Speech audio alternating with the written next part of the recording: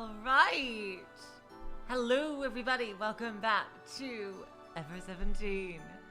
Hello, Void Dweller. Hello, Away. Last time. Yes, my ship went through. Oh, the glorious, glorious Takeshi and Tsugumi ship. They did it again. And not only that, but we got 100% confirmation that Takeshi and Tsugumi are the parents of Hokuto and Sara. Yes! Oh my god, that's amazing! Oh my god, yes, yes, yes, yes. I really want to see their relationship even more now in the rest of the Takeshi sections. Not only that last time, hello Relast, by the way, welcome to the stream, but Coco revealed herself as apparently this incredible being who could see other timelines and basically is just talking to Hokuto about remembering and don't lie to himself and we still don't know what's going on with that. Oh my god. That is just... Tsugumi is the one who made the locket and everything. She probably doesn't even know Sara is her daughter. At that time. Oh my god. I just feel so sorry for them. Her children were probably taken from her at a very young age. My god. By Livelick. Gee, wow. That is just a complete nightmare. If that's... No, I'm really just wondering. I still think the glasses dude in the U ending was Takeshi. But I've heard that we only have about 4 hours left in the entire game, so next time may very well be the final Ever17 stream. How do you like that? Jeez, I was not expecting that. Without further ado, let's get back into it. I can't wait.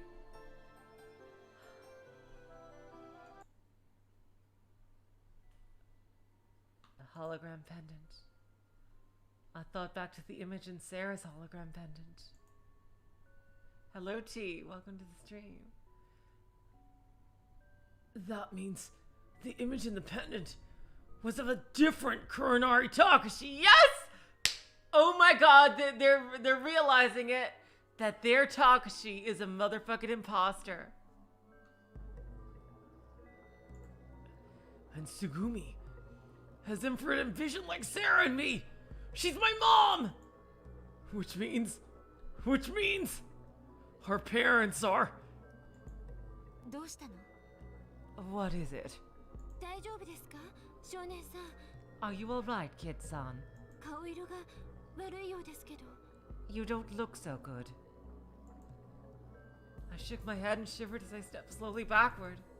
My back bumped against the wall. It can't be!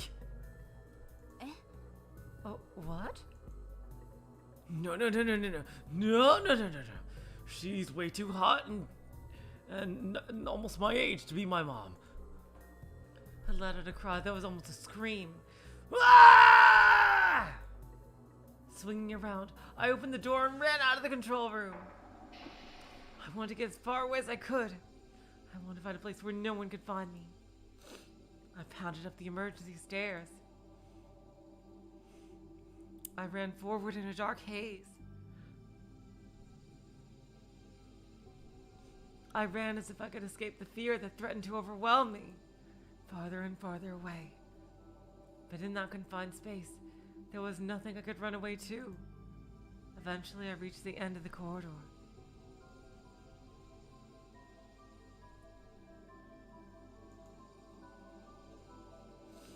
And ended up in front of the jellyfish gondola.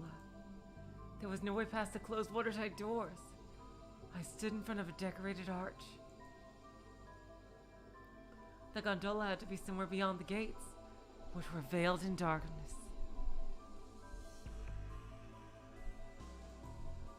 In the gondola, Tsugumi and the real Kurenari Takeshi.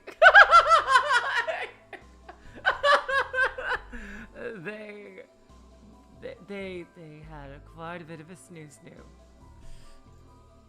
It's impossible! No. I'm never gonna go there again. I am not thinking about my parents having sex. No. I tried to purge the thought from my mind, but suspicion mercilessly attacks my brain until I can no longer think straight. The battle between denial and acceptance. I writhed in pain, sinking further into a trench of despair. In my mind, there was only one possibility. I was almost convinced of the certainty of it. Oh, yes! Yes, Hokuto, embrace the certainty! On the other hand, I hated the possibility so much that I wanted with all of my heart to reject it. I put my hand on my chest, breathing deeply, trying to calm my thoughts. If it was true that Tsugumi had infrared vision, and the instant I witnessed the jellyfish content, he saw it! Oh my god, he saw it! He actually saw it! Oh my god! Oh, I'm so sorry, Hokuto! Oh my god.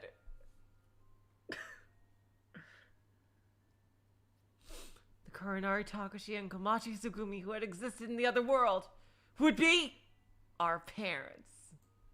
No! It can't be! It's impossible! Hokuto, I am your mother. Dun dun dun dun dun dun dun dun dun. No, I'll never join you. No! Join me, and together we can rule Amu as mother and son. No!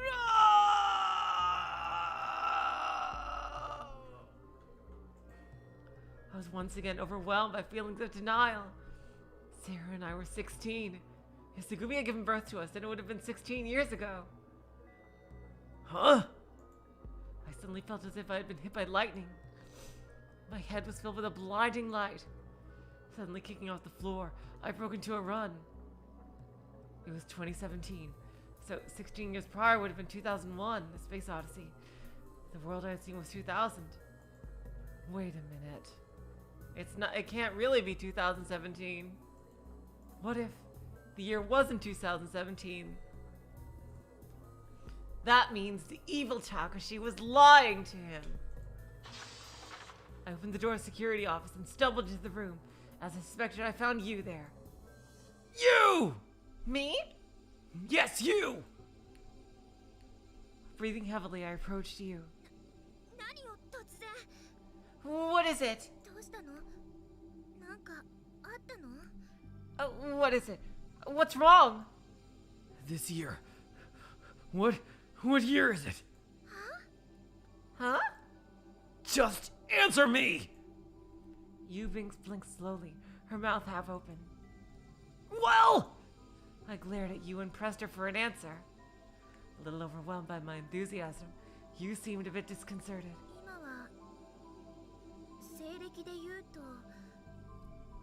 On the standard calendar, 20...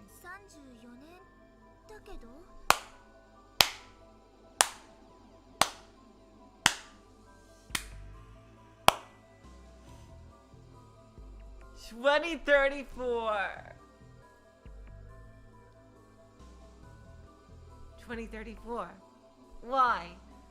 Ooh, yeah, they better confront the evil Takeshi now.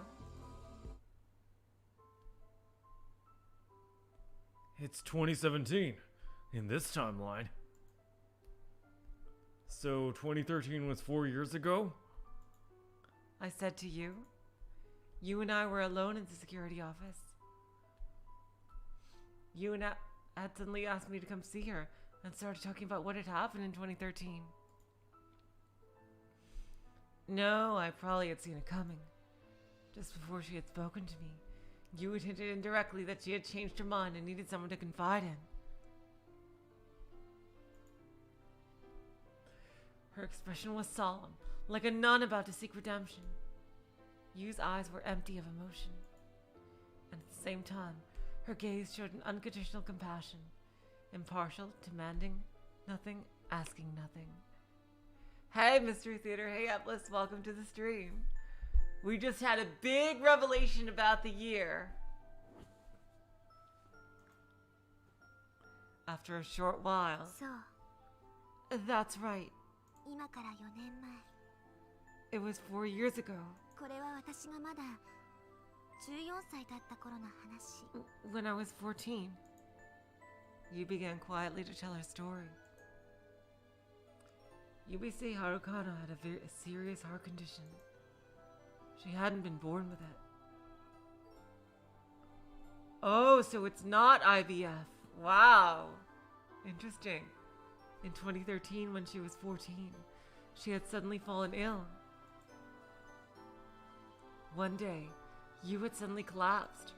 She was examined in the hospital and the doctor told her, "This is very hard for me to tell you, so I want you to please listen calmly. You have a very serious heart condition. It's unclear whether you'll even make it to the end of high school."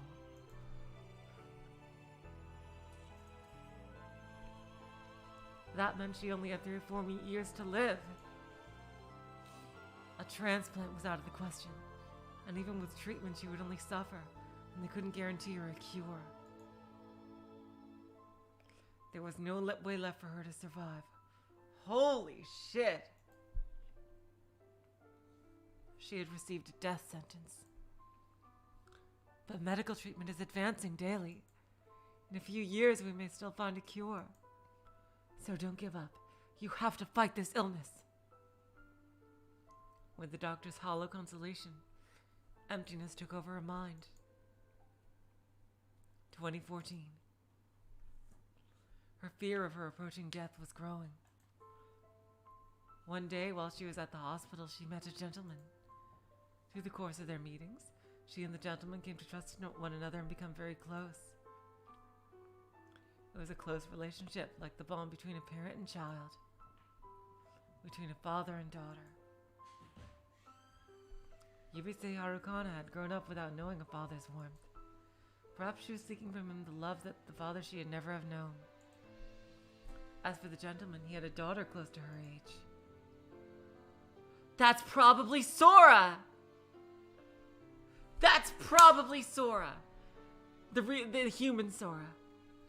When he found out about Yu's illness, he felt as much sympathy as he would for his own daughter. They were close like a parent and child, joined by a strong feeling like love. Having built up a trust, Yubise Harukana one day confessed her fear, her despair, and her agony to him. With a serious look on his face, the gentleman said, "Come to my lab." His name was Marino Shigezo. Oh wow, that's a brand new person here. Dr. Marino was a world authority in genetic engineering. In November of that year, after making up her mind, Yubise Harukana visited the doctor's lab. There are 3 types of immortality. The first is immortality of the body. The second is immortality of the memory. The third is immortality of the gene. How would you like to try the third kind? The doctor presented that extraordinary plan to her with the calmness of a scientist, his tone matter of fact. Your heart problem was acquired after birth, rather than being something you were born with. There's a bit of a typo here. So if you chose the third option, you don't have to worry about passing the condition on to your children. And that's how Akiyu was born. There is nothing for you to worry about. Ever since being told that she would die, she had been terrified at the approaching shadow of death. Not a night would go by that she didn't rail against her misfortune, all the while clawing at her chest in agony. My God.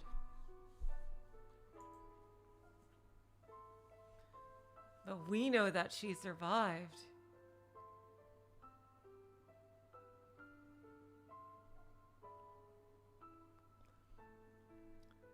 I wonder. So they must have found a cure. She had given up on life and was no more than an empty shell. But that day, she was suddenly able to see a glimmer of hope. The doctor's words convinced her, and her way of thinking gradually changed. If I only have a few more years to live, I at least want to leave something of myself behind in this world. Her tenacity for life defied imagination. She finally made the decision. She chose the third option. 1 month later, December of 2014. She literally gave birth to a clone of herself. Yubusei Harukana had the nucleus from one of her own cells implanted into her own ovaries, which then began to grow in her womb. Of course, Dr. Marino performed the surgery. She was pregnant with her new self. 9 months later, September 22nd, 2015, the day before my birthday, Yubusei Harukana safely gave birth. あなたは Oh! 私の子供。 Oh my god! Oh my god! And she even has a personalized bib with you and it's baby you! It's baby Aki you! Oh my god! Oh jeez! My baby. Oh god. あなたは私の妹。 You are my sister. そしてあなたは私自身。 You are me, myself. Yubusei Harukana loved the new child with all of her heart and gave her a name. She called her Yubusei Akikana. Yup. Yup. Yup. Wait a minute, so that means that Haruyu lived. Haruyu lived somehow. I wonder how. Because we see her in the U ending just fine. Yes, Yubusei Akikana was Yubusei Harukana's daughter.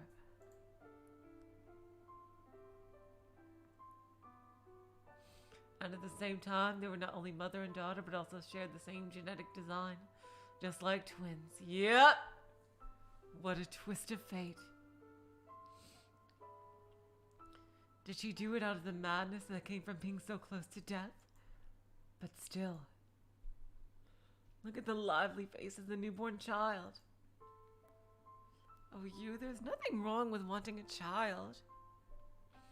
Look at how pure its smile is, how bright its new life shines.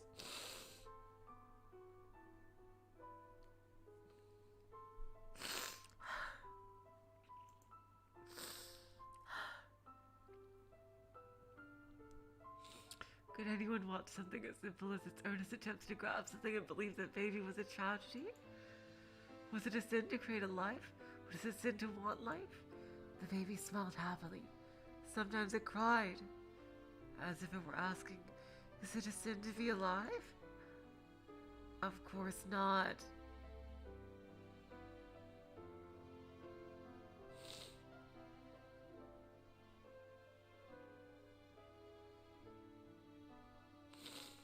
Oh my god.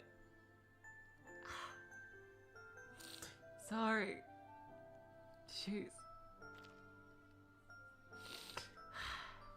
It's always anything with babies just gets me.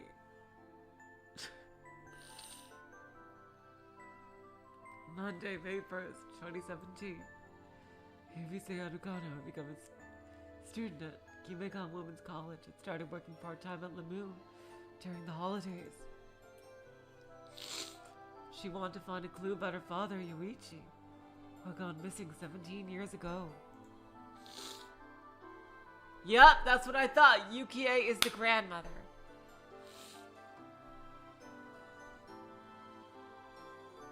Her mother, Yukie, kept telling her your father fell into the ocean and drowned, but you didn't believe it.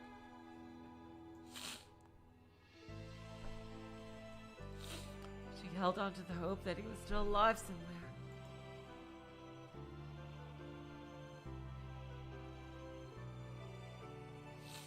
She had left her 1-year-old daughter Yubusei Akikana with her mother, so she was not worried about her.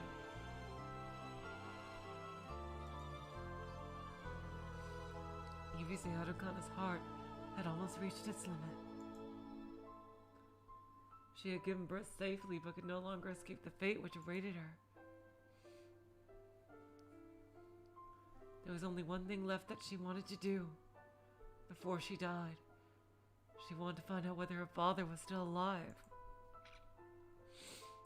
The father who had disappeared when she was a year old. She had looked at his photo until it had become ragged and torn, but had no memories of his warmth or ever being held by him. For that reason, she waved off all of the doctor's attempts to stop her and came to Lemu. She wanted to find out about her father. What had happened 17 years ago? She wanted to reveal the truth. As her story ended, you reached for a file that was on the control panel. She opened it and silently passed it to me.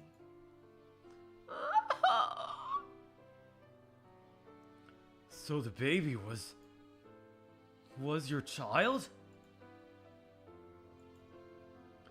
Which means you were lying to me. 嘘じゃないよ。 It wasn't a lie. この子は確かに私の娘。 It was a collider-style lie, which is telling the truth in a creative way. She is my daughter. でも娘であると同時に双子の妹でもあるの。 But she's also my twin sister.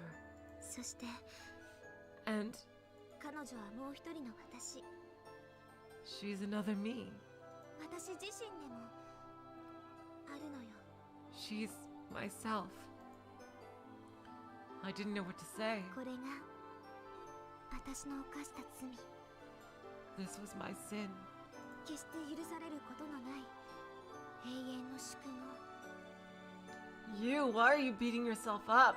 The only reason I can see is that I think she feels guilty about leaving Akiyu behind.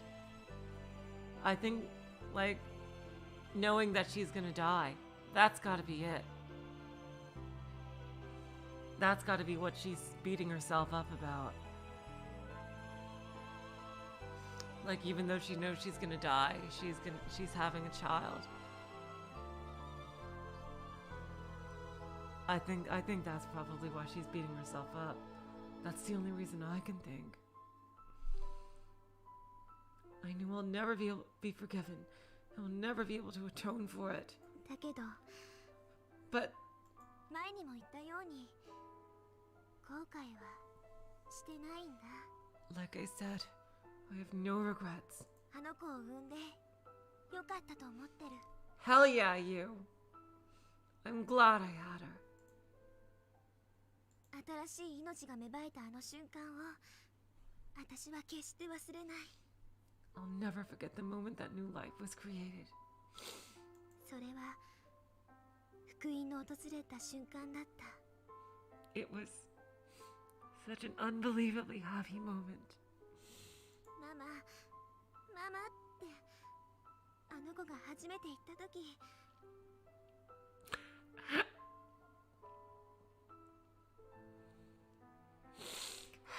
Sorry. The first time she said mama, mama. 私うまく言えないけど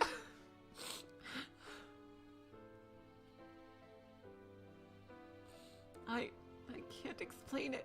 尊さとか愛とか幸福とかそういうのをはるかに超えてとても大きな光の波に包み込まれたような気がして。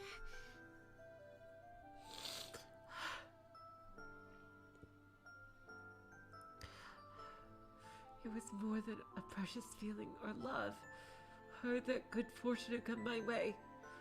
I felt as if I were wrapped in light. 私は地獄に落ちてもいい。I don't care if I burn in hell. God, you are beating yourself up over this, and you really shouldn't be. 何千年、何万年、何億年と至極の豪華に身を焼かれても構わない。 Damn, Haruyu is really shooting up my fucking ranks. I gotta fucking say. I don't care if I burn in the fires of hell for thousands, millions of years. 絶対にあの子だけはどんなことがあっても守りたいと思った。 But I knew I wanted to protect my daughter no matter what. Woo! Yes! Woo! Hell yeah! 苦しませたくなかった。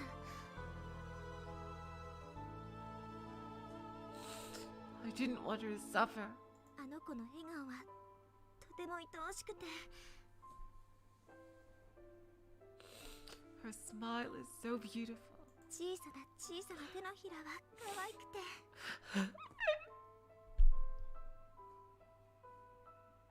Her tiny hands are so cute. あの子は私のすべてだから。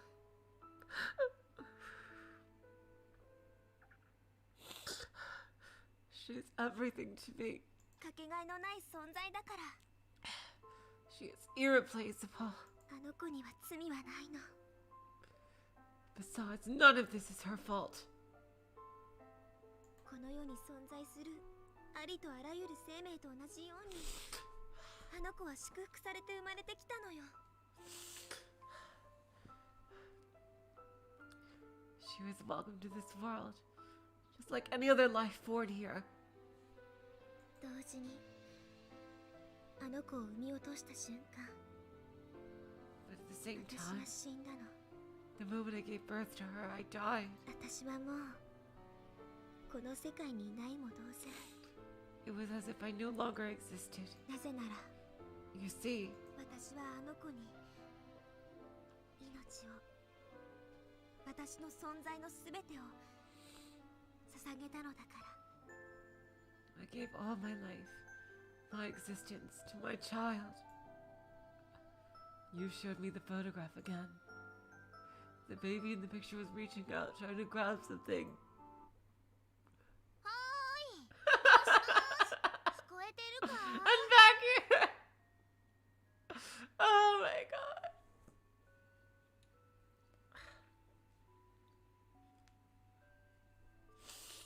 Oh god. Sorry.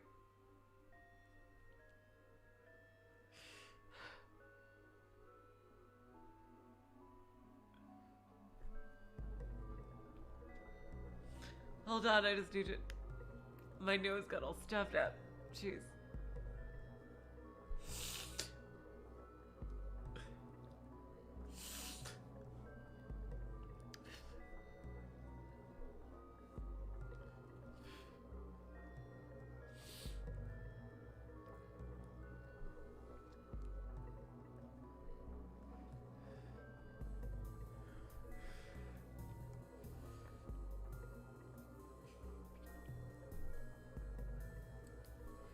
Hey! Hello, are you listening to me? You grabbed my shoulders and shook me. ねえ、一体どうしちゃったっていうのよ、少年。 What's the matter with you, kid? まさか今年が西暦何年かってことまで忘れちゃってたわけ？ You can't possibly have forgotten what year it is. Can you? Her words made no impression on me. What on earth? My mouth was dry, and the palm of my clenched fist was drenched with sweat. First of all, I began to think this through. That you that I knew, the you standing in front of me, Yubisei Akikana, was born on the 22nd of September 2015. Her mother was Yubisei Harukana. That meant it was 2034, 17 years after Yubisei Harukana's time in 2017. No, but wait! What about the date on that mail? It had been received on 27/19. My voice came out strangled. It's 2034. No. Yukie-san died 15 years ago. That was the grandmother. Yeah, that Takeshi, the fake Takeshi. Who the fuck is the fake Takeshi now?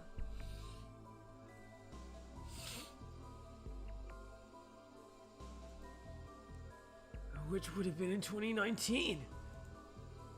But the date on that says 2719. ああ、それ Oh, that? そんなこと気にしてたんだ。 You were worried about that?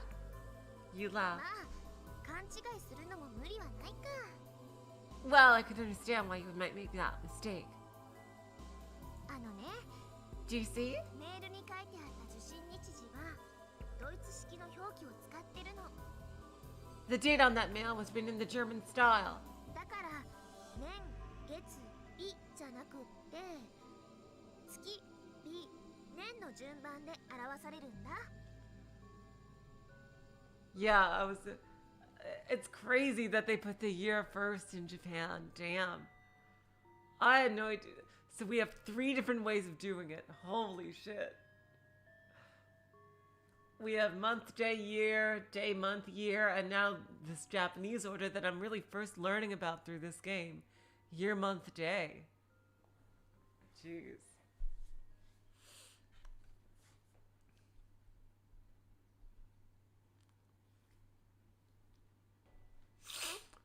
Not the Japanese order of year, month, day, but month, day, year. So, are you telling me that wasn't actually July 19th, 2002? It was February 7th, 2019! You nodded. 他にご質問は？ Any other questions? I shook my head weakly and trudged out of the security office.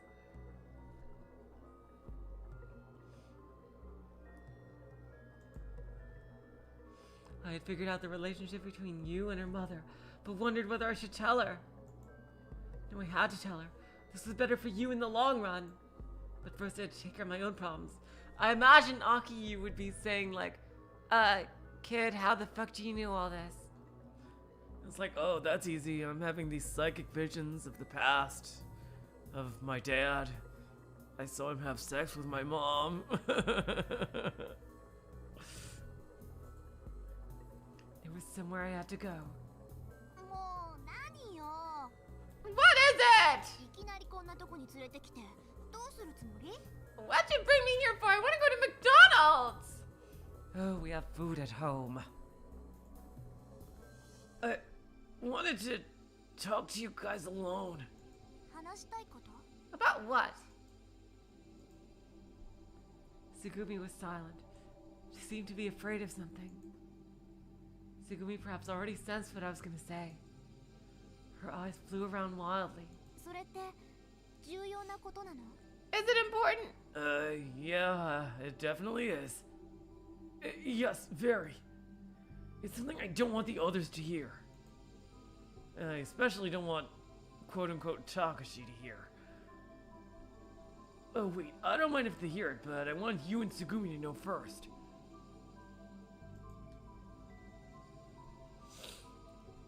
So that's why I asked you to come over here. で、その重要な話っていうのは？ So, what's so important? Hadn't Sarah noticed anything? Her blank, unguarded expression. She had to have noticed something. On May 1st, after Sarah met Tsugumi for the first time, she had looked totally dazed. Surely Sarah had sensed something. To be standing there calmly, she had to be in denial. Reason was telling her that what she suspected couldn't be true. The coincidence of meeting her mother again was probably too much for Sarah to believe. ねえ、なんで黙ってるの？早く教えてよ。 Well, are you gonna say anything? Could you hurry up? Sarah urged me to get to the point. Tsugumi said nothing, but her breathing seemed a little rough. Sarah, could you lend me your pendant and lighter for a moment? いいけど。 Alright, sure. She took them out of her pocket and gave them to me. I struck a flame, illuminating the pendant. Takeshi. That was the real Kuronari Takeshi, not that phony that we have here.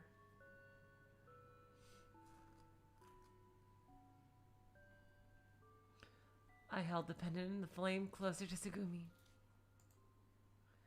Tsugumi kept her head down, refusing to look up at the pendant. Her brow was furrowed and she was biting her lip. Her arms pressed tightly to her sides. Her clenched fists were shaking. Look closer. I whispered to her. You've seen this pendant before, haven't you?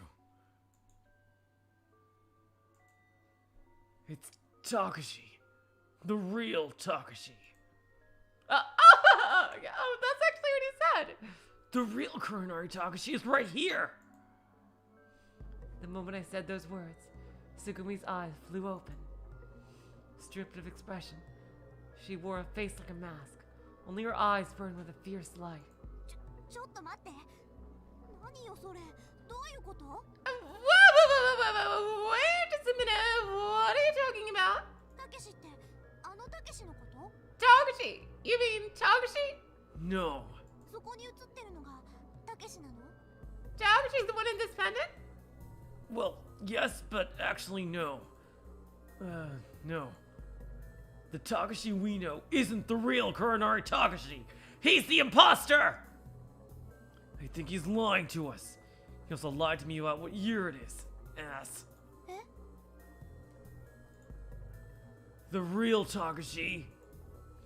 The real Kuronari Takeshi is your and my father. Tsugumi closed her eyes. Oh boy. She breathed out a long sigh. I could see the tension leave Tsugumi's body. ねえ、どういうことなの、お兄ちゃん？ Hey, Oni-chan, what's this all about? ちゃんと説明してよ。 You better explain what's happening. Alright. But before I do, I want to check something. I hesitated about what to say next. I looked above my head. The sky was full of stars. The single whale twisted and floated through space. Well, where do you go all by yourself? Will you meet someone special one day? I extinguished the lighter. I gripped the pendant and the lighter in my hand. Tsugumi's outline was hazy in the dark. She was our long sought after Mom. When I called out to her, warm tears ran down my cheeks. You're our mother, aren't you? Our mother. Mom. You are, aren't you? What? Tsugumi slowly opened her eyes. She looked at Sara and me. I could see the tears in her eyes. Mom, please say something. I don't blame you for anything. She probably feels like she failed them because they got kidnapped by Livelick. I've waited for you for so long. I've been waiting for you. Answer! Mom! I screamed at her. Sara clung to my arm.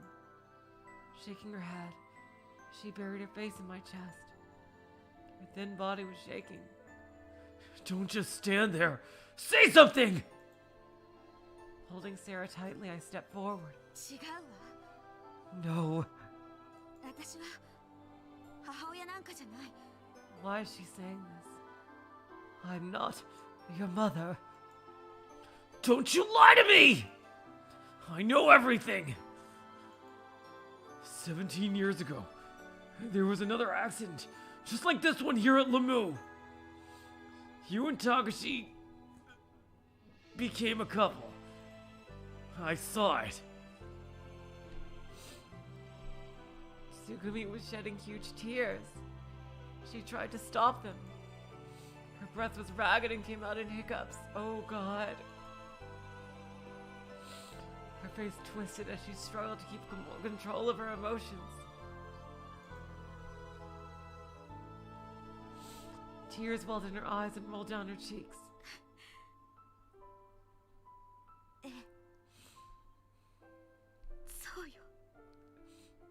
Yes, that's right. 確かにそう。 You're right. 私はあなたたちを産んだ。 I gave birth to you. でも But 私にはお母さんなんて呼ばれる資格はないのよ。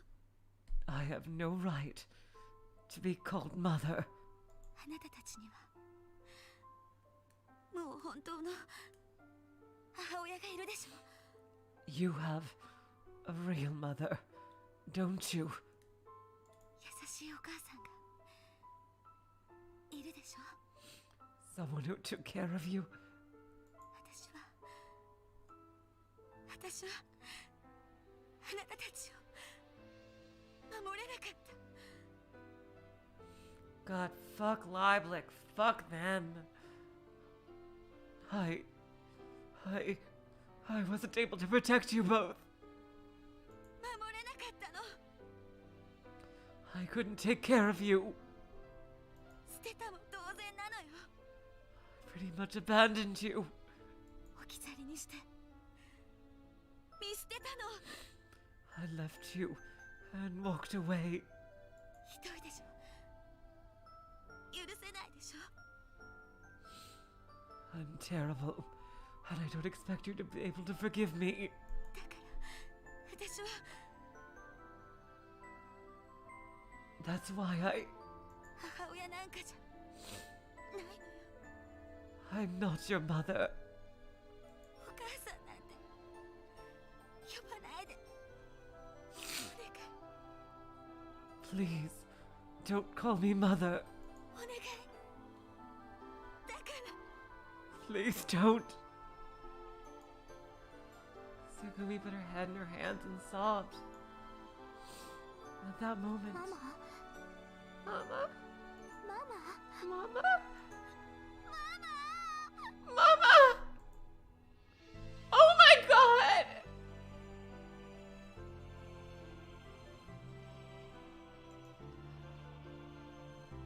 Oh my God! Oh my God!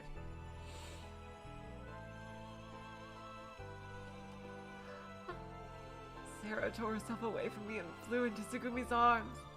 Following her lead, I clung to Tsugumi and cried as well. Oh my God.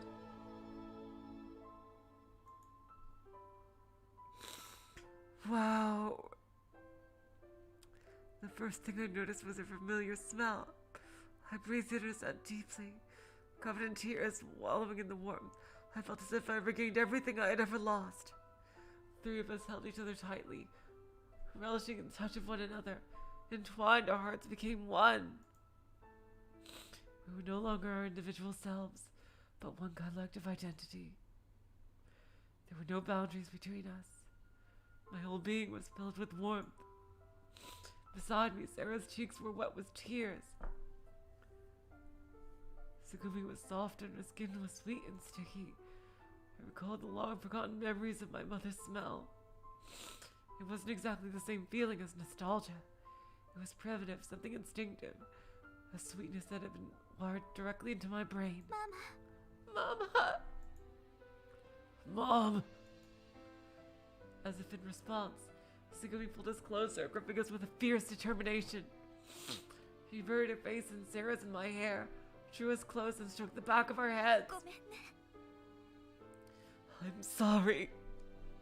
ごめん。ごめんなさい。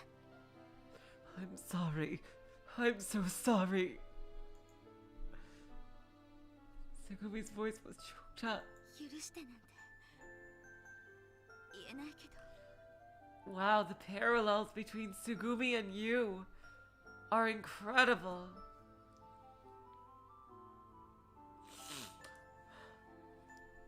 I can't ask you to forgive me. はい。今まで一度もあなたたちのことを忘れたことはなかった。 I never once forgot about you. ずっと All あなたたちに this time, 会いたくて I've wanted to see you, 会いたくて謝りたくて find you, and apologize. もういいの It's all right, ママ Mama. もう謝ったりなんかしなくていいの You don't need to apologize. 私はママに I. 会えただけで It's enough それだ just けで to be with you. As we held out onto each other, we understood everything. Sarah and I accepted everything, understood and forgave. Reasons weren't important. At that moment, a quiet peace filled us. Oh boy. I wonder if the evil Takeshi is gonna interrupt them. It was enough. We didn't require anything else. I relaxed and leaned against my mother. She was warm. I closed my eyes and was intoxicated by her warmth. Mom! Mom! A cozy slumber. A soft breeze under the May sunshine. Peace. It was like floating on the calm ocean. Swaying comfortably. Cuddled up together. Before I knew it, I had stopped crying. All I could hear was just our calm breathing and my mother's heartbeat. Thump thump, thump thump, thump thump. I was alive. Or maybe I had just been born. Thump thump, thump thump, thump thump. Everything was affirmed, accepted, and forgiven. Oh, there was no me, no Sarah, no Tsugumi. There was only one life connected together. Just one single soul. Are we gonna learn what happened in the year 2017, May 7th, 11 a.m.? Oh my god! Oh no! The men from Lilac were waiting for Tsugumi when she got to the floating island. My god. Tsugumi, a carrier of the Cure virus. To them, she was a valuable sample. Their eyes glaring and mouths half open. She could see their dark, wet tongues. It was almost possible for Tsugumi to smell the reek of their excitement. Oh god. Like the smell of men lusting after flesh. It was a fetid stench, greasy and rotten. Or was Tsugumi's body they were after?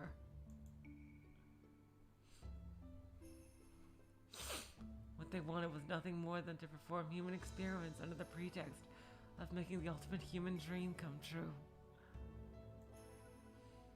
By using Tsugumi's body, they were planning to gain knowledge, fame, and fortune.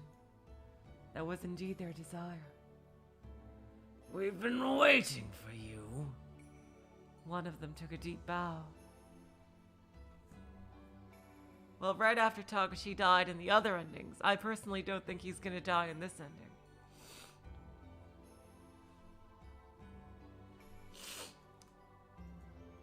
Behind his veneer of politeness was an evil that threatened to spill forth, making Tsugumi sick to her stomach.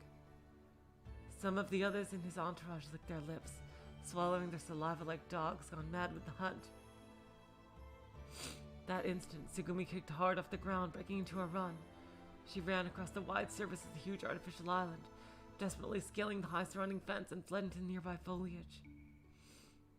Their cacophony of screams and angry cursing faded behind her. Tsugumi hid and waited until nightfall. She held a single hamster to her chest. At night,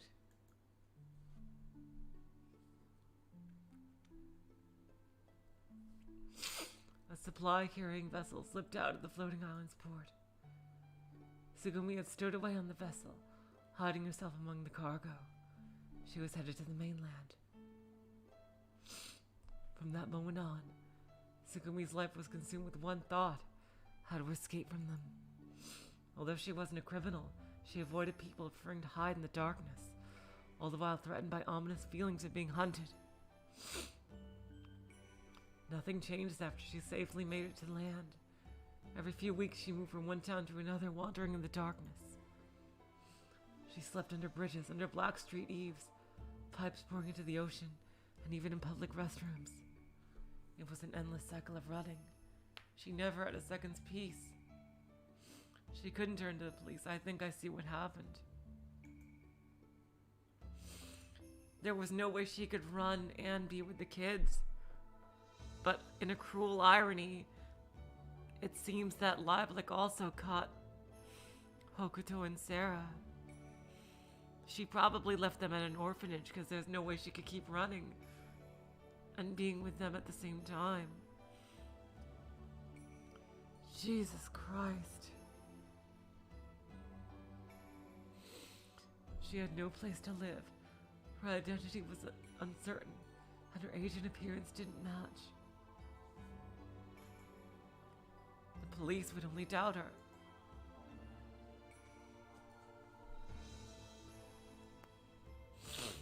Information regarding Tsugumi had spread through the National Police Network, so it was only a matter of time before Lieblich would find her. Lieblich's influence even extended to national politics, because of course it does. There was nothing else for Tsugumi to do but continue to hide in back alleys. She hated Lieblich. They destroyed everything Tsugumi had cared about and made her life a living hell. What was more, they had taken away the love of her life, Koronari Takeshi. She wanted to get revenge on Lieblich with every fiber of being. Tsugumi came to hate the world, and her heart became even more hardened to it.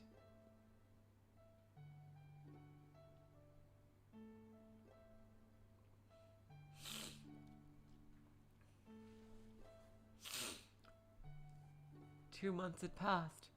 It was summertime. All of a sudden she began feeling sick. She knew she had stopped menstruating, but she didn't want to think about the possibility. She went to visit an illegal doctor who was well known in the back streets. Tsugumi was pregnant. She was sure it was Takeshi's baby. She'd never been with anyone else. She was pregnant. At night, she went to a deserted coastal area of a small nearby town. There were nothing but printing factories and abandoned houses. Unsure if it was a river or the ocean, she sat on a boat dock looking at a neon sign by the highway. She touched her stomach. She felt a sense of awe and joy at the fact there was life growing in her belly and that it was connected to her. The neon light glittered and flickered off the water's surface. Tsugumi looked at the lights with her hands on her stomach. Realizing Takeshi's babies were inside her, she couldn't stop crying. They might have only been a centimeter big at that time. As the survival of the two babies outstripped the needs of the mother's body that surrounded them. Tsugumi also almost had the illusion it wasn't her who bore the children, but it was actually they who bore her. Everything that she was, she poured into her two babies. She felt that she was part of the babies, not the other way around. It was then that Tsugumi decided to sacrifice everything for the two tiny lives.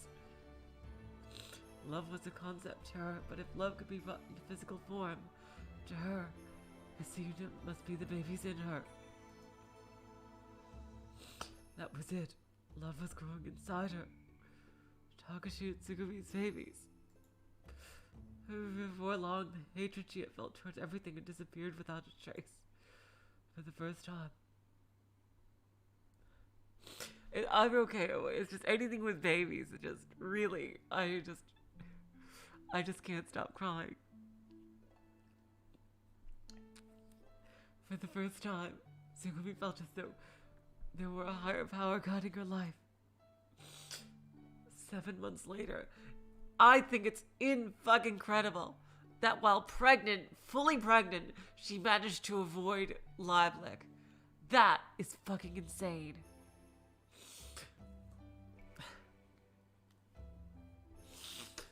Seven months later, January 21st, 2018.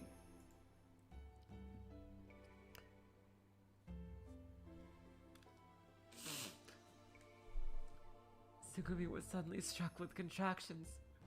When they came, the back alley doctor had gone somewhere. Of fucking course. She visited a nearby clinic. Like, yeah, only Tsugumi could be that badass to stay on the run while, like, fully pregnant. That's insane. That is fucking insane.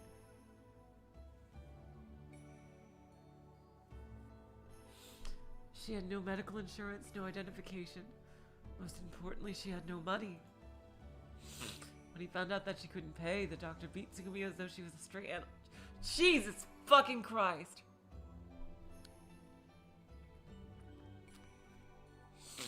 With nowhere else to go, the two babies were born in an old boat shack.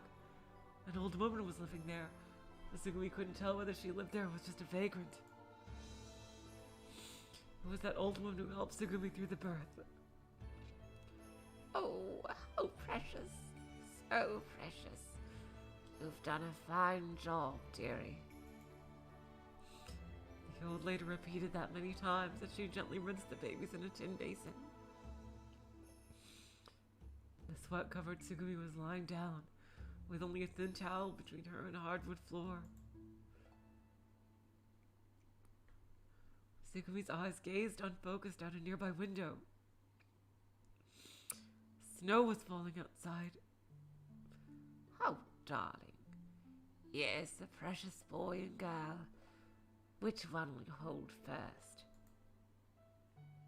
The illegal doctor had told her, so she was expecting twins, but she never imagined that they would be fraternal. A bit surprised, she said. Both. At the same time.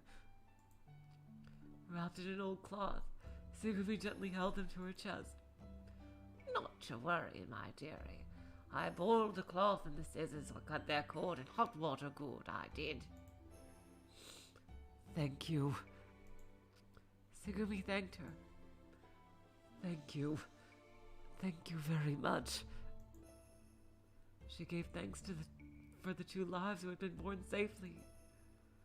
Thank you. And those last words were directed toward the deep darkness beyond the window. The snow was falling.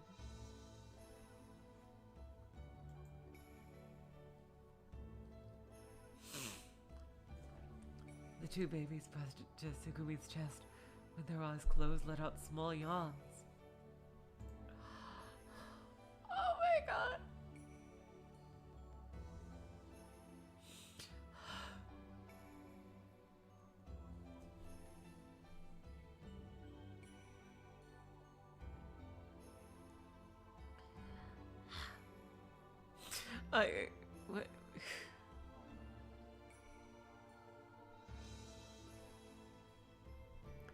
When my kid was born, I remember the first thing I saw him do was, because he's just, newborns are just very, very sleepy.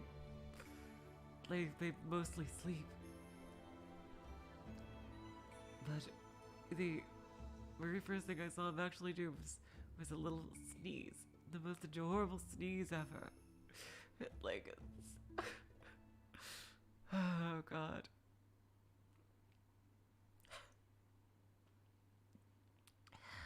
Sorry, I just...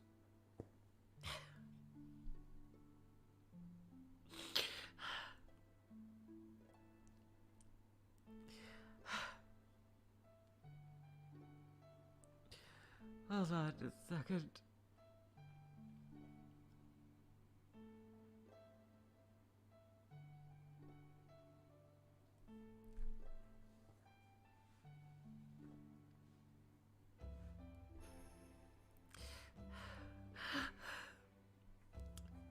the Curie virus. Soon after she had given birth, Tsugumi's thoughts returned to the possibility. If they got infected by Curie when they were inside of me, then I would assume that she would think they might stay babies for their entire lives, or by 6 years old. How many years did it take? 4? Stay 4 years old for their whole lives. But they didn't. And if their DNA was altered just like mine, Tsugumi visited the illegal doctor. Don't worry about it, He explained, laughing. According to taxonomic classification, a pure human would belong to primates, anthropoid, anthropodia, hominidae, Homo sapiens. Tsugumi, whose genetic information was altered by the Curie virus, was not a pure human anymore, but rather a subspecies of it. Let's just call you subspecies Curie for now.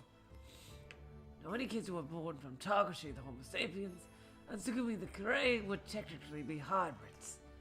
I see. That's how they can age.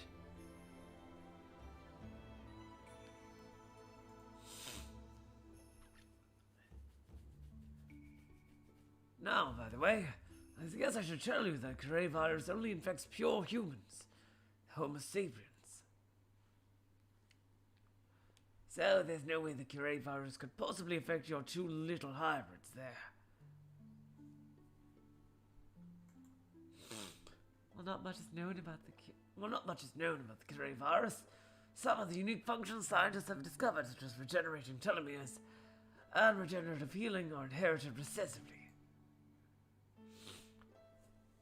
Of blood types, without exception, all children born from a type AA father and a type O mother, for instance, can only be type AO with a type A predisposition. Why? Because type A factors are inherited dominantly, and type O factors are inherited recessively.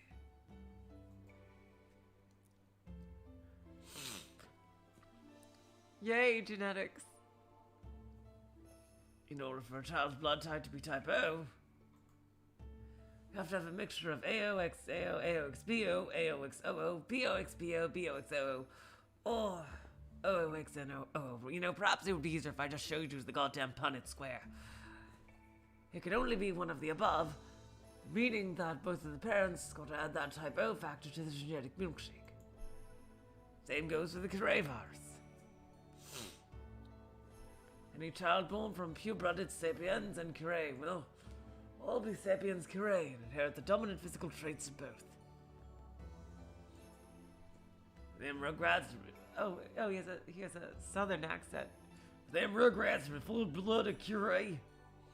Parents would have to be Curie x Curie, sapiens Curie x Curie, or sapiens Curie x sapiens Curie. That would suck. Then they would stop aging at, 4 years old? That would really suck.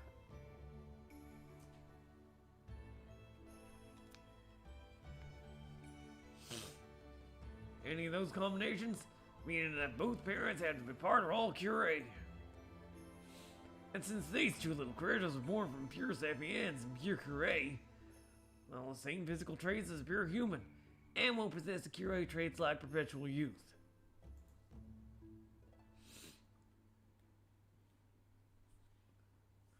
So y'all have nothing to worry about, alright? The doctor held up the two babies Tsugumi had brought and laughed again. Tsugumi didn't know his background. It was probable that he had been a part of Lablik's laboratory staff in the past, since he knew so much about the Curie virus. Yeah, I'd be worried. But he didn't seem to be one of them. Tsugumi figured she could trust him. Among outcasts, there was an unspoken law. You don't go nosing around in other people's pasts. Tsugumi didn't ask him anything more, and he didn't demand to know about her either.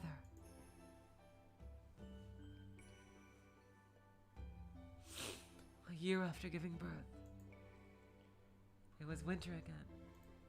I'm going to change the title of this fucking stream. Hold on.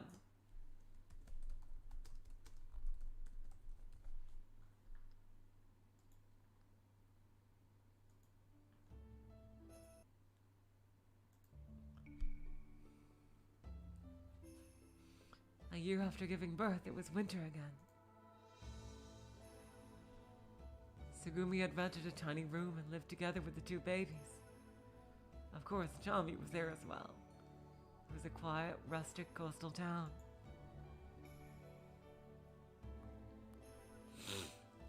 It wasn't a city or tourist town, fishing or farming. Nothing. Just a dreary port town. I tend to get the title accurate more often than not, but if it's that different from what's happening in the video, I will change it, as you've seen.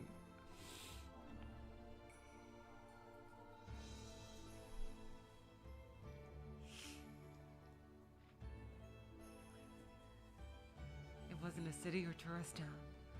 No fishing or farming, nothing. Just a dreary port town.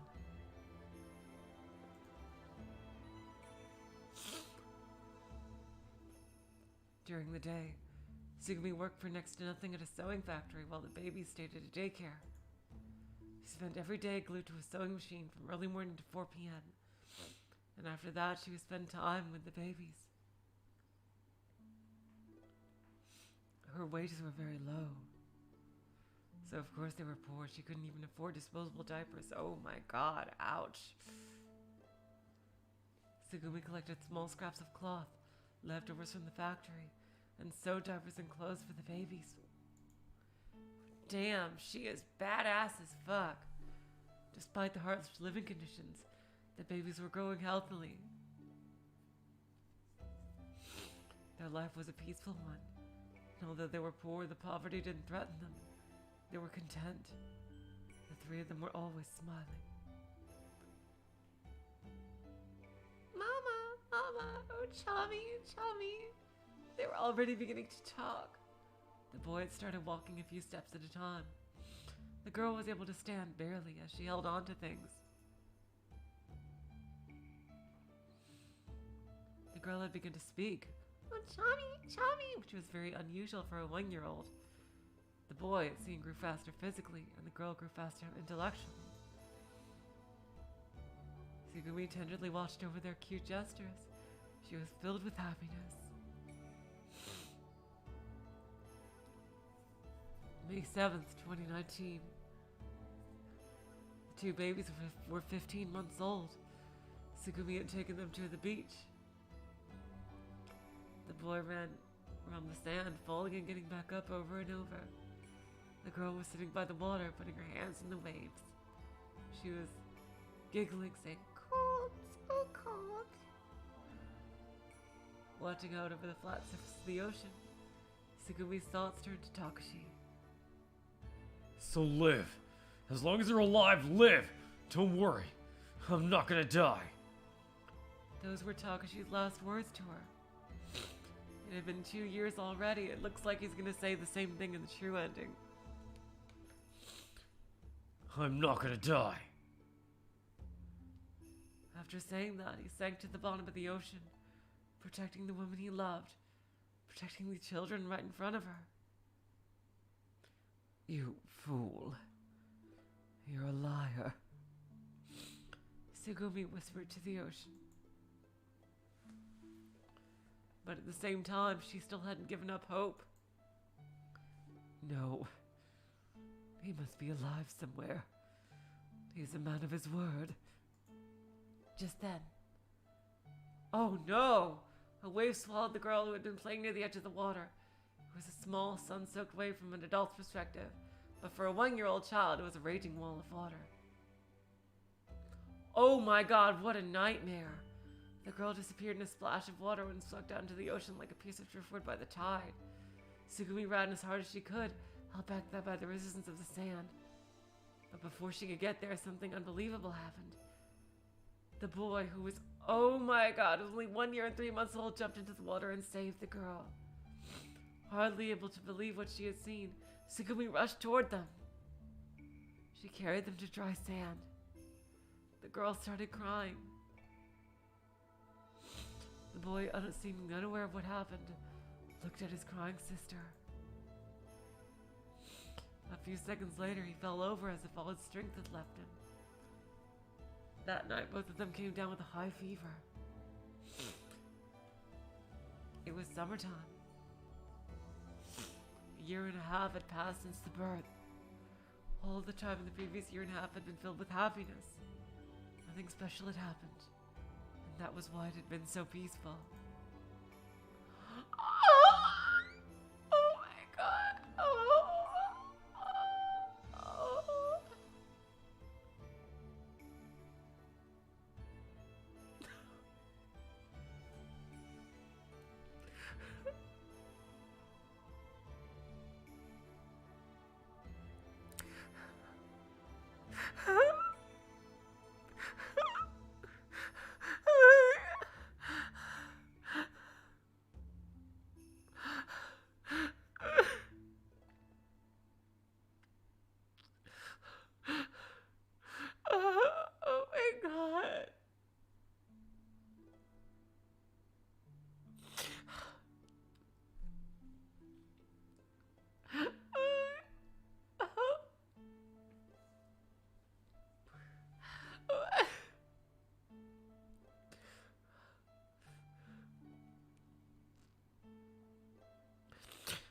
The boy was a wild one. And Tsugumi could hardly take her eyes off him for a second. Oh my god, yep, that's exactly right.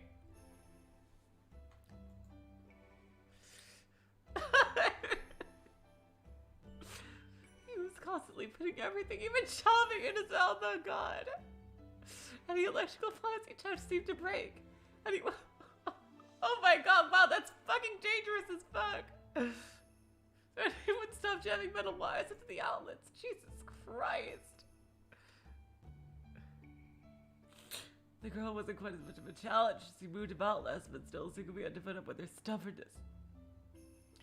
She refused to eat things she didn't like, and when she got in a bad mood, she wouldn't stop fussing. And no matter how much Tsugumi warned her, she wouldn't stop playing with her brother's hair. And she would always demand, "My Tommy! My Tommy!" Oh my god. Those days were filled with Tsugumi being buffed about by her two rambunctious children. For those of you who aren't parents, which is probably most of you, I'm just gonna take that as a wild guess. This is like 500% accurate. Oh my god. This is absolutely like very, very accurate. There's a reason why I do these streams at night. Oh god. Oh jeez.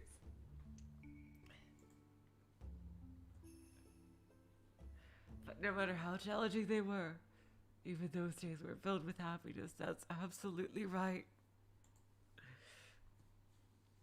At night, all three of them slept together, cuddled up on a thin mattress. Mama, Mama, Tommy, Tommy, oh. Talking in their sleep, the two babies sought their mother's touch. Looking down at their sweet, innocent gestures, Tsugumi felt bliss she had never known. One day, oh god, her peaceful world was shattered to pieces. Oh no. It all happened so unexpectedly. Caught up in her life of happiness, Tsugumi had forgotten to watch out for them. Yep, oh god. She didn't know how they had found out, but they had somehow gathered information and showed up without warning. Them. The people from Lilac.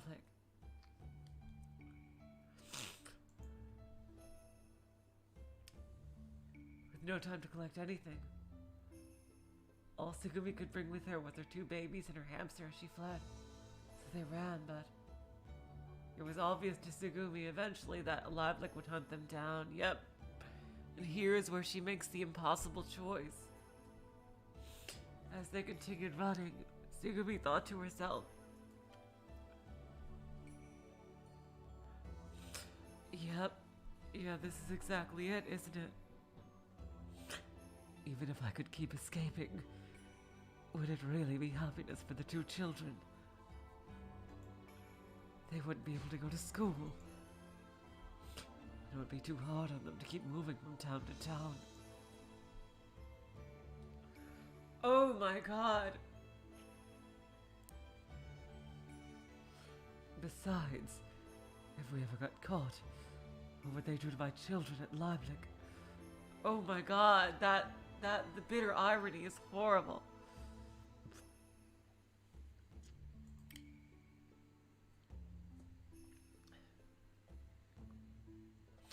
Oh my god. It's too dangerous for them to be with me. Tsugumi had made up her mind, yep. She researched an orphanage she could trust and decided to leave them there. The two children were just too young. Even if Tsugumi had tried to explain, they couldn't have understood. With no other option, she left the pendant she had kept with her, making a wish as she gave it.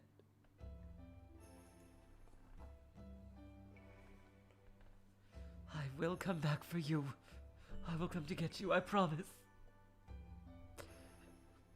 Being too young to understand the situation, the two children just stared at their mother, crying. Weeping bitter tears, Tsugumi looked back many times as she walked away. All she had left was Chami. From Tsugumi's chest pocket, Chami looked up at her face in puzzlement.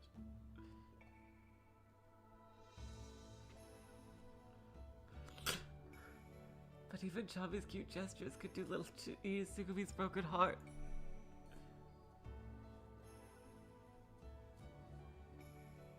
She spent many nights in the depths of despair, crying in her sorrow. A few years later, oh god, by the time Tsugumi went back to the orphanage, the children were already gone. From that time on, she had gone through life, no more than an empty husk. Until that day, until that very moment, Tsugumi had kept searching for her children, wandering through darkness. How did she end up back here at Lebu? Tsugumi finished telling her story and closed her eyes gently. She never once mentioned the names Hokuto or Sara in the story, because those names weren't the names Tsugumi had given them. Someone else had named them Hokuto and Sara. I guess the people that adopted them did.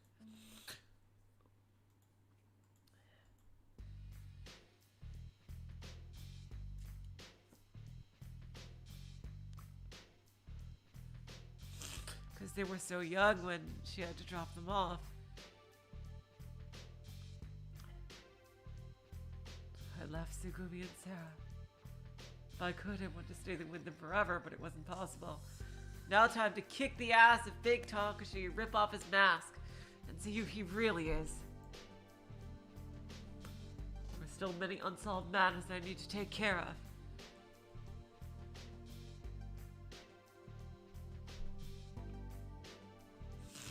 Listening to Tsugumi's story had caused me to suddenly remember something. I had received a phone call before coming to Lebu. Over the phone, a voice had said to me, "If you come to remove, you can see your mother and sister." I wonder who said that. Oh, so that was it. Where the accident took place, I've been waiting for someone at the rest area. It must have been my mother and Sara.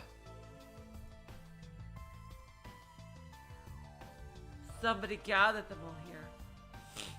Tsugumi must have been roped into coming to Lebu the same way I was. Wait, roped in? Yep. What for? I still didn't know the answer to that, but I had some clues. The voice on the phone had been male. Without a doubt, I knew whose voice it had been. I ran to him. Here we go. You aren't Kurenari Takeshi! Barging into the rest area, I demanded an answer from the man in front of me. I couldn't call him Takeshi anymore. That guy had been deceiving us the whole time. 何を突然わけのわからんことを。 Look, I don't have a clue what you're talking about. Don't play dumb! I know that the real Takeshi is Sarah and my father! お父さん？俺がお前とサラの？ Father? Me?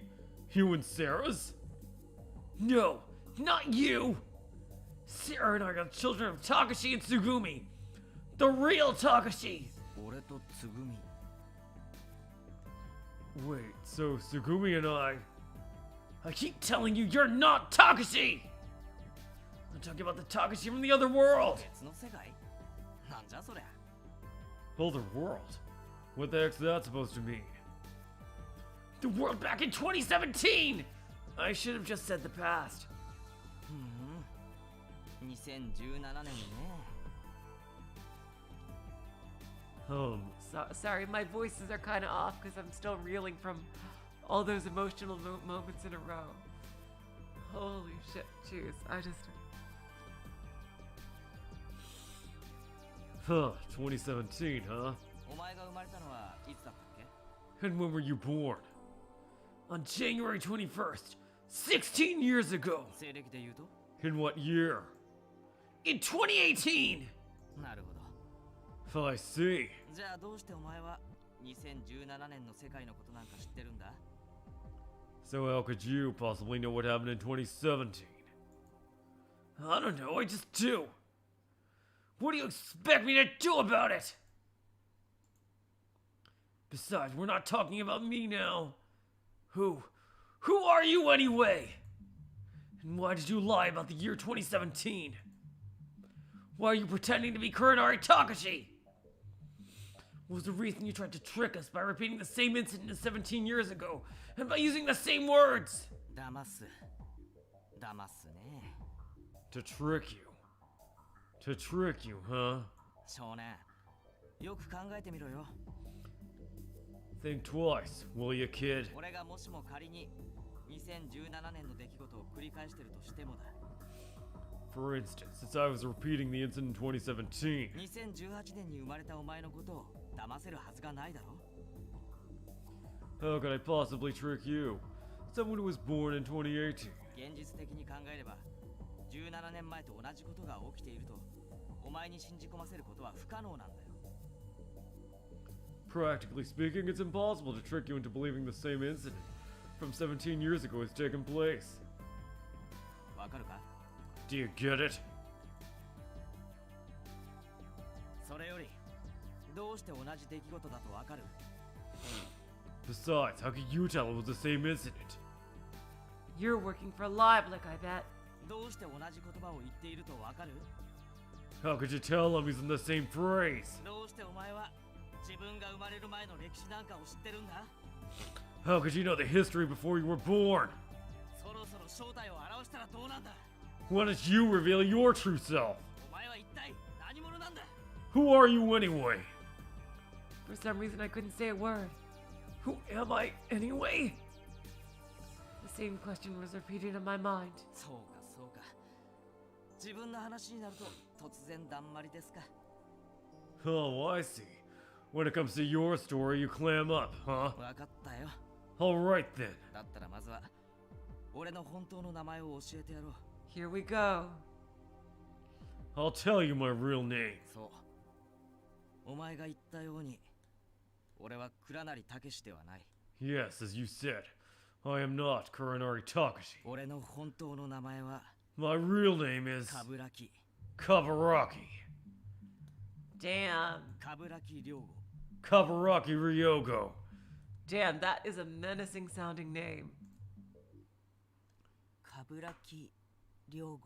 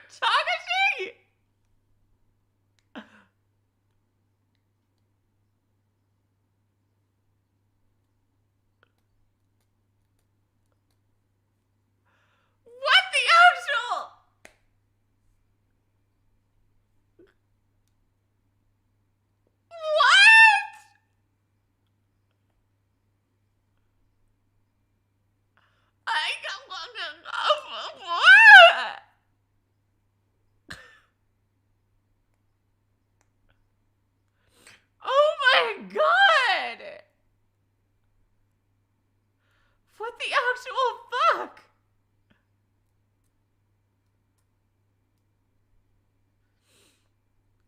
Kabaraki Ryogo. Oh my, are you, what? 思い出したんだ。僕の名前。 I just remembered my name. The kid repeated it slowly. くわ。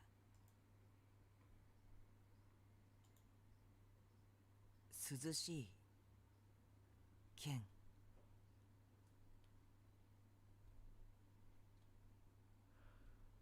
Oh my god. Oh my god.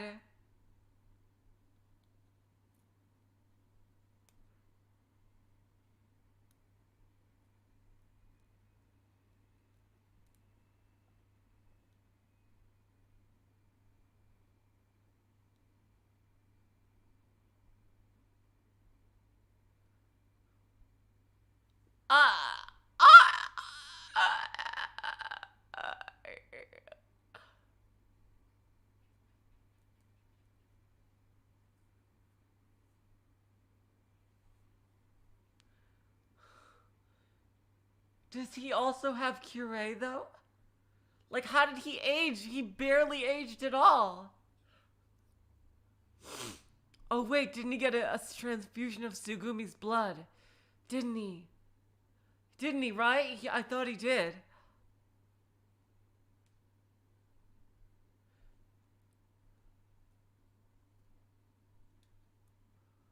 Oh my god.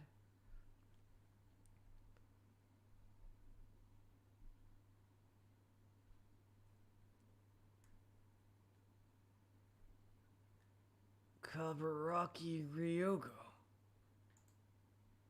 Kabaraki Ryogo? I see. Way to go. I smiled and patted his head. The young Kabaraki smiled shyly. Without a word, the young Kabaraki went behind the statue and started scratching. He had a screwdriver in his hand. Kabaraki Ryogo. With thin, sharp writing, the young Kabaraki carved his name deeply into the statue. He must have been pretty happy to have remembered his name. Or was it so that he wouldn't forget it again? Although I didn't know the reason, he carved his name into the statue. He continued on. Without stopping his hands, he also carved some more names. Yagami Koko, Tanaka Yubisei Harukana, Komachi Tsugumi, Kanagasaki Sora, Kuronari Takeshi, Pipi and Shalmi. The young Kabaraki carved the names of everyone who had been confined there. He smiled happily after finishing up. The statue kept silent with its hand on the chest. What the fuck? This is insane! Now I gotta know what happened to him. And of course, Kid, who seems to be seeing Takeshi root stuff happening. I guess that's his cure ability, is to see flashes of the past. Now all we need to know is what the fuck is up with Coco.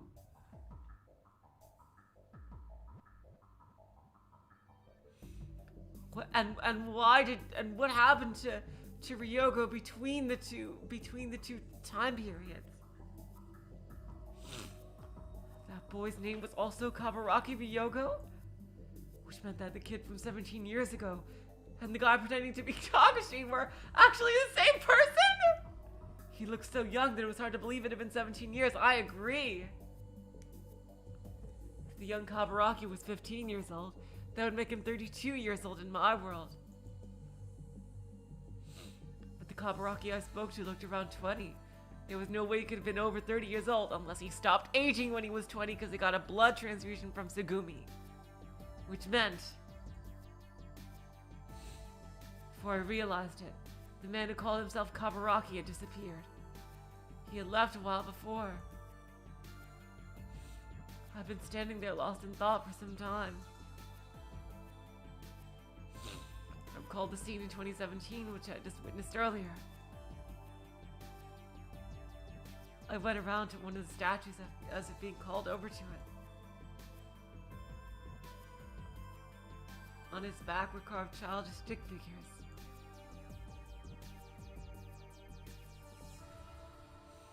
Six human-like figures and two unfamiliar animal shapes were drawn there. What? I looked at the statue. Statue pointed south. Huh? I looked at the back of the other statues as well. Surprisingly, there were similar drawings on the statue pointing to the sky.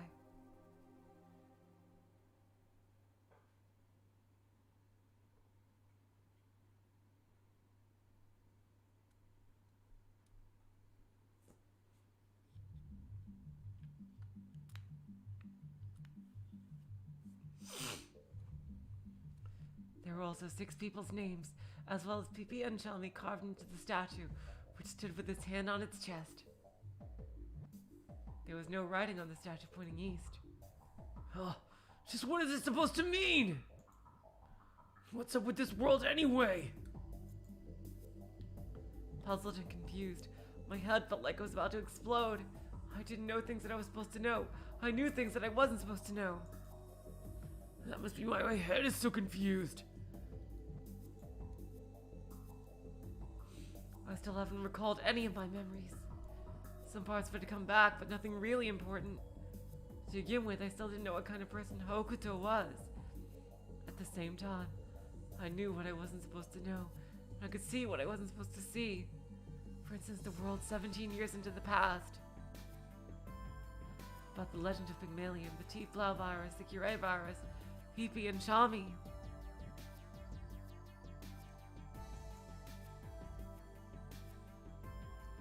I knew about all of them.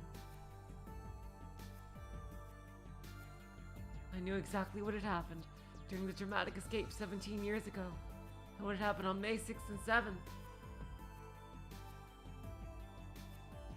And the world in 2034. Because since even the different history flows in my world. I knew about escaping using the principle of siphon, about swimming to the ocean's surface from 34 meters under the water. The third eye, Blickwinkel. Those words were clear in my head.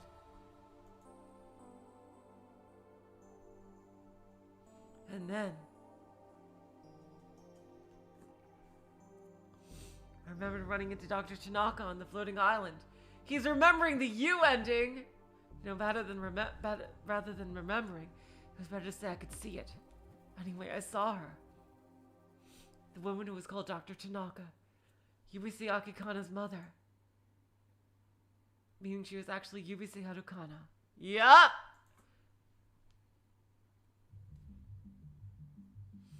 Although their relationship defied the norm, Yubise Harukana and Yubise Akikana were still mother and daughter.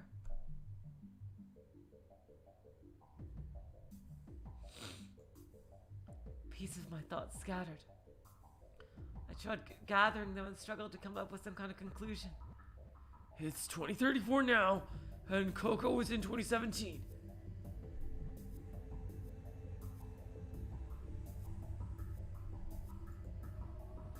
I whispered to confirm the facts. Yes, that was right. It was 2034. That was why Tsugumi had been so suspicious of us.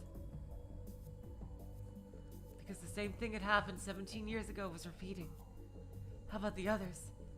Since Yubise Akikana had been born 17 years prior, she couldn't have possibly known about the incident. Since Sarah hadn't been born yet, she wouldn't know either. Sora, being AI, couldn't lie. She didn't seem to be lying either. So that only left Kaburaki. Does that mean Kaburaki was the mastermind behind the incident in 2034? No, wait. There have been 2 others who survived the incident 17 years ago. Yubise Harukana and Koko. On May 6, 2017. Kaburaki, Yubise Harukana and Koko, who had been infected with the T-Flow virus, have been rescued by the mini-sub which came to the pool in IVF.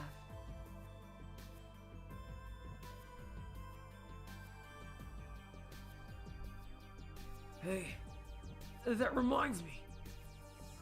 How did the 3 of them recover from the virus after they'd been infected? Because of the injection of antibodies made from Tsugumi's blood? But Coco hadn't received the antibodies because she had been under high pressure oxygen treatment in the capsule pod at the time. Huh? No, even before that. Yubisei Harukana suffered from critical heart disease, right? But she was still alive and well. What is going on here? There was only one answer. It was the only explanation. Yubisei Harukana and Kabaraki must have been infected with the Curie virus. Their bodies must have repeated 5 years' worth of cell division, and when all their DNA had been rewritten, they stopped aging. That must have been why they looked younger than their real age. And Yubisei Harukana's heart disease must have been fixed by the Curie virus. But still, is that really what happened? Unbelievable. Hello, Tron Buster. Welcome to the stream. In a different history flow, Kabaraki couldn't see the image in the pendant. That's true. If he wasn't lying or acting, he must not have possessed infrared vision. And although I didn't have proof, my instincts tell me Yubisei Harukana didn't possess infrared vision either. Then again, in the world of 2017, Tsugumi had mentioned she was special among carriers of the Curie virus. Perhaps she was a rare example of DNA replacement that had taken place safely over the whole body. That meant Yubisei Harukana and Kabaraki weren't complete Curie? But it didn't seem there could be any such thing as an incomplete Curie. I love how now Hokuto is just trying to form his own fucking theories. Like, we are all Hokuto right now. Just trying to think of what the fuck is going on. It's no use! I can't figure it out! But he still had a far more serious and pressing matter to deal with. I needed to think about that problem first. The problem was, I was able to sense incidents that had taken place before I was born, or in separate time continua! and Why, it's the same accident 17... sorry, jeez, 17 years earlier taking place again! it couldn't have been a coincidence.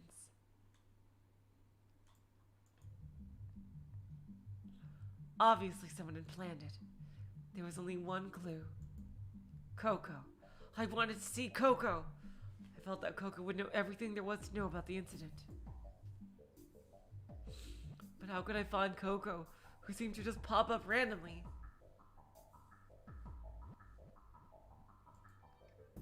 Oh, I know. I had a sudden inspiration. I had a hunch. At that hour on the 5th, Coco would show up. In the cosmic whale room.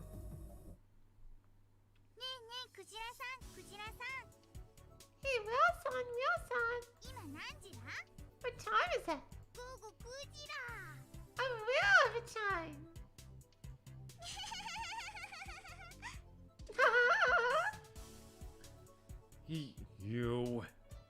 You better not have asked me to come all this way just to tell me that stupid joke. It's only 8 a.m. in the morning. 違うよ No, ココタケちゃんとデートしようと思って I just want to go on a date with you and... Hold it right there, Coco. I'm seeing someone right now. It's very serious, and I'm not even lying. Date? Yeah! だってタケちゃんココに告ったでしょ Well, Taki feeling you like me, right? だからタケちゃんとココは恋人同士さんなわけで So that means you're going out. 恋人同士さんが愛を語らい合うのにうってつけの場所といったらなんといっても定番なのは満天の星空の下なのであり And a boyfriend and girlfriend tell each other their true feelings. Everyone is supposed to be under the starlit sky. だから連れてきたんだよこのクジラさんのとこに That's why I brought you here, to Wilson. というのはうっすぴょ Actually, I'm just teasing you. Haha, I know that you're with Tsugumi. ーんタケちゃんにはもうお嫁さんがいるんだもんね Aww. You're already married, right, Takeshi-san? Huh? 照れんな照れんな。 Don't be shy. ここタケピョンのことならなんでも知ってるんだから。 Hello, hello. I don't think I greeted you before. Hello, hello, Mirage. I'm sorry I didn't greet you before. I was probably in the middle of a big scene or something. I know everything there is to know about you. タケピョンのことだけじゃなくて他のこともみんなわかるんだ。 And not only just you. I know everything there is to know about everything. I'm God. As I said before. Everything? そうだよ。 Well, yeah. だってココ超能力者なんだもん。 Of course. I'm a psychic. ココにはね、昔から別の世界の人とお話しできる力があるの。 Oh, hey, Bernie Burns, come on, you gotta look. I think we found another witch. Oh yeah. Hey, Coco, come on, come with us. We have candy. Come to the meta world. I know it's fun. We can screw with people all the time. Really? You'll have to invite another witch here. Oh, God. Listen, Coco. You can come whenever you feel like. That's okay. I have plenty of fun in all the worlds. See? See, Lammy Whammy Poo, I told you. She has plenty of fun messing with these people in her own worlds. You don't have to come inviting every witch you see to play with us. Oh, fine, Bernie Burns. Let's get back to the meta world. For as long as I can remember, I've been able to talk with people from different worlds. Different worlds, meaning the other side? そういうんじゃなくて、こことは違う別の世界のこと。 No, not like that. Just another world that isn't this one. Oh. その別の世界にいる人の視点を借りれば、過去も未来もいっぺんにわかるんだよ。 If I borrow the sight from the people in the other world, I can see everything from the past and future. Oh, really? Wow. 例えば、二次元平面に住んでる人たちには、その世界の全体像は見えないでしょ？ Like the people in the second dimension. They can't really see the whole world, right? Huh? ナスカの地上絵は地上にいても見えないよね。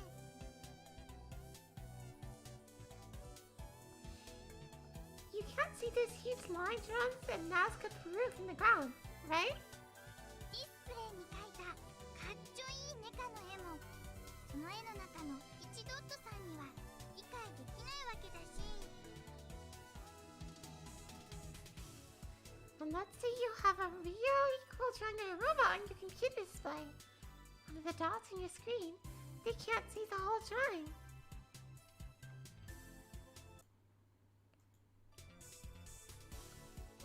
Yeah. それを見るにはどうすればいい？ So what can they do to see the whole picture? I'm explaining the concept of extra dimensions. Now let's play chicks! ナスカの地上絵だったら上空から見下ろせばいいし。 Well, for the pictures of Nazca, all you have to do is go up in the air and look down. かっちょいいメカの絵だったら画面から離れて3次元空間内から見ればいいよね。 And for the picture on the display, if you can get a little bit away from the screen into the third dimension, you can see it, right? ココたちがいる世界は3次元空間でしょ？ We're in the third dimension, right? 3次元空間が時間軸方向に移動してるんだ。 Only the third dimension keeps moving forward in time. で、その様子を見るには3次元空間内にいたんじゃ無理じゃない？ So in order to see it moving, you can't just stay in the third dimension. 4次元空間の中からココたちの世界を見下ろさなくちゃいけないの。 You'd have to look at everything down from the fourth dimension. That's where I saw Berncastle and Lambda. She likes to call herself Lammy T and loves candy and makes jokes. But you better not ever fuck with her, cause she'll fucking kill you. or sends you to a fate worse than death. Ah, I see. I totally believe you. Yep. What about Burn Castle? She gonna burn my castle? No, she'll just torture you to death over and over. Ah, okay. Make a note to stay away from her. Yeah, that's a good idea.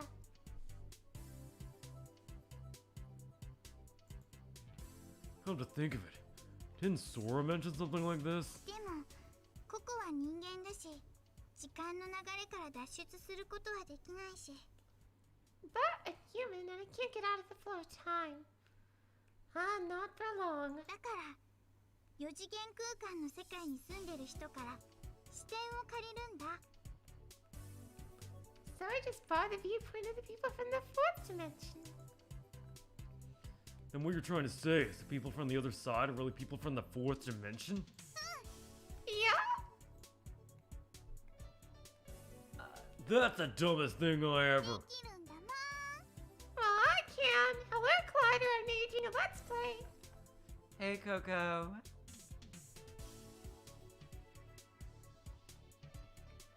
できちゃうんだもん。 I really can. 実際にできちゃうんだから。 I really can. しょうがないでしょ。 Great, huh? It's the third eye. そうとも言う。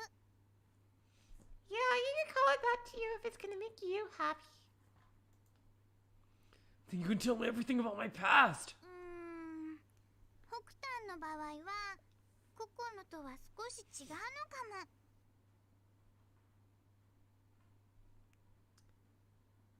Well, I don't think I can really help you, Hokuto.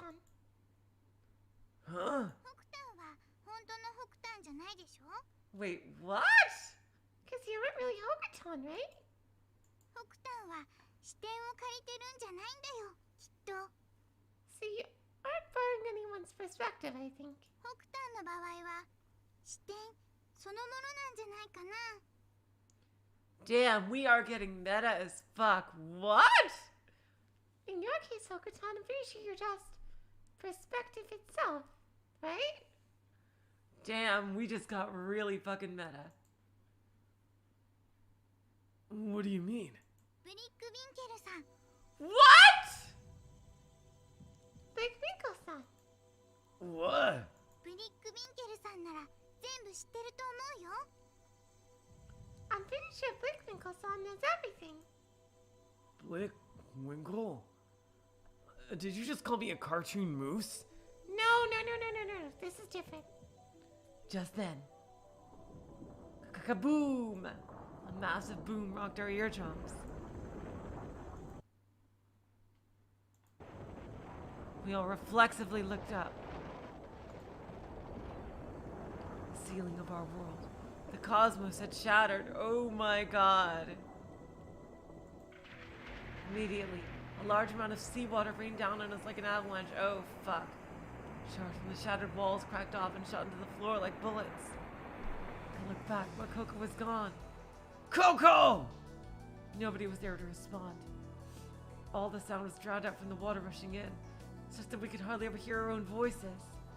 Oh my god. Is the kid that's in Hokuto's body, are they actually a fourth dimensional being? Drops of water were falling from above. White mist was rising from below. The water level was rising quickly. An incomplete jet of water from the ceiling struck the whale, which was suspended in the center of the room. It bent backward hard, fell, and lay on the floor. Its big mouth flapped open, its pupils empty. The whale was dead.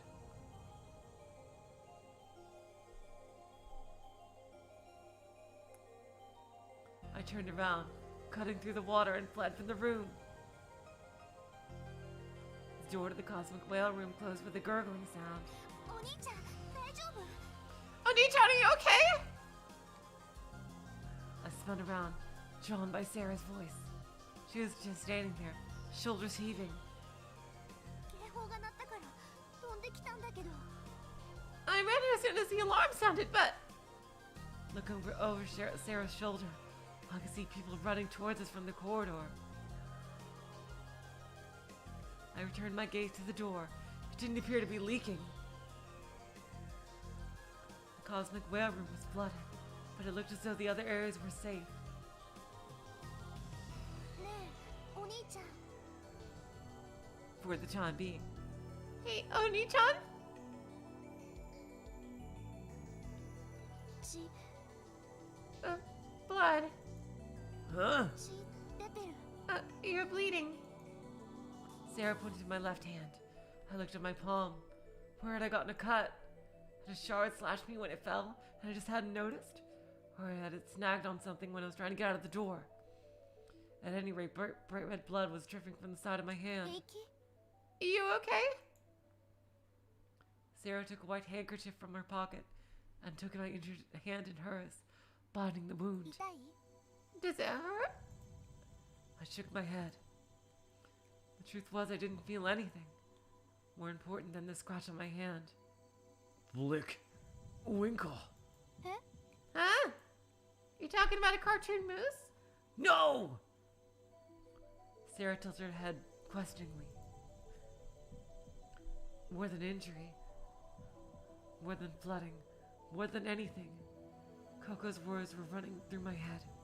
ブリック・ウィンケルさん Blickwinkle-san! Blickwinkle.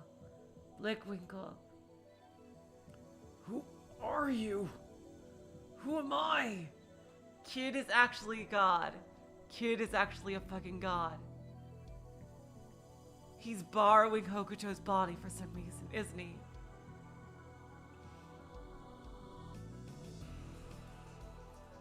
Again. I could hear that voice again. Was it my voice or someone else's? I kept staring at the palm of my left hand. A red stain slowly spread across the white fabric. Who are you? Who am I? 北さんは本当の北端じゃないでしょ Because you aren't really Hokuton, right? ブリック・ウィンケルさんなら全部知ってると思うよ I'm pretty sure Blinkwinkle-san knows everything. Blickwinkle. Blick. Winkle. Blood. The wet crimson stain spread. And blood fell in thick droplets. Landing in the puddles at my feet. It spread out in the water like smoke to eventually dissolve into the seawater. Just then, my vision grew red.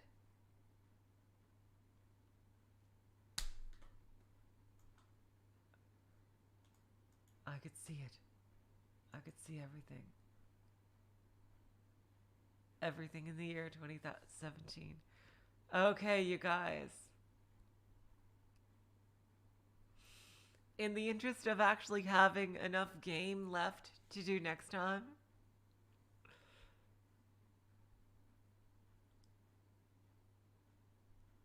I really think that I might stop it here. I don't want to stop it here. Really? You think there's 2 or 3 streams more? Guppy Force. Really? Okay. You do?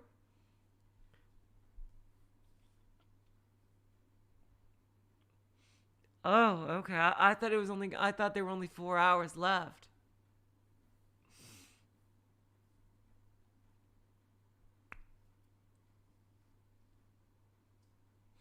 Okay, I'm glad. I'm glad there's a lot more left. Okay.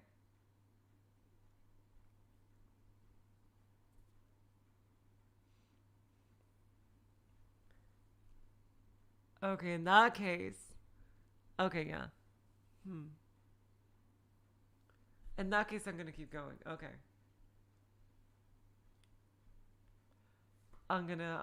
Unless, wait, it looks like this is gonna go to a big reveal. So you know what? I think I'm gonna save for now.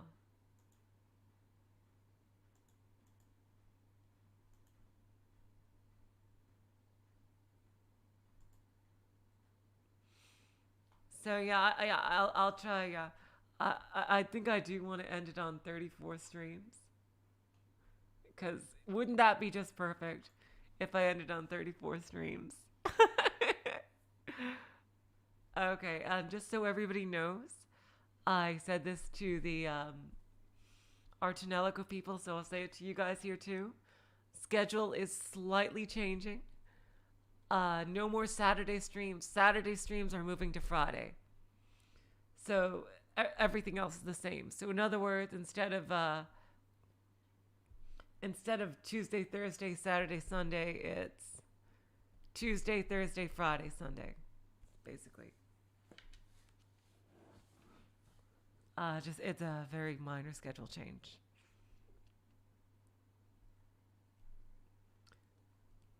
Okay, just so you all know. And yep.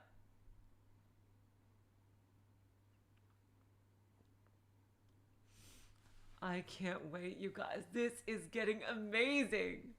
Holy shit. Kid is actually some kind of freaking god. I bet that's what it is.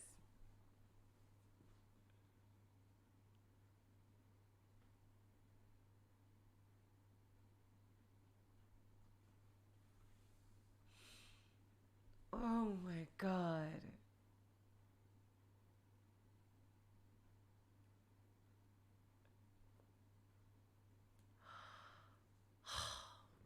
Wow. This is getting fucking incredible. I can't believe that Kid Takashi is Takashi Kid. That's incredible. Okay, you guys. This is just... Oh my god, this game is getting fucking fantastic, as if it wasn't already.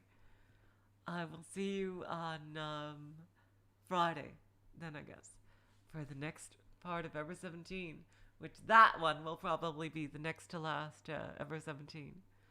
So until then, I will say, so long, farewell, auf Wiedersehen, good night. You are all the sweetest of hearts. See ya.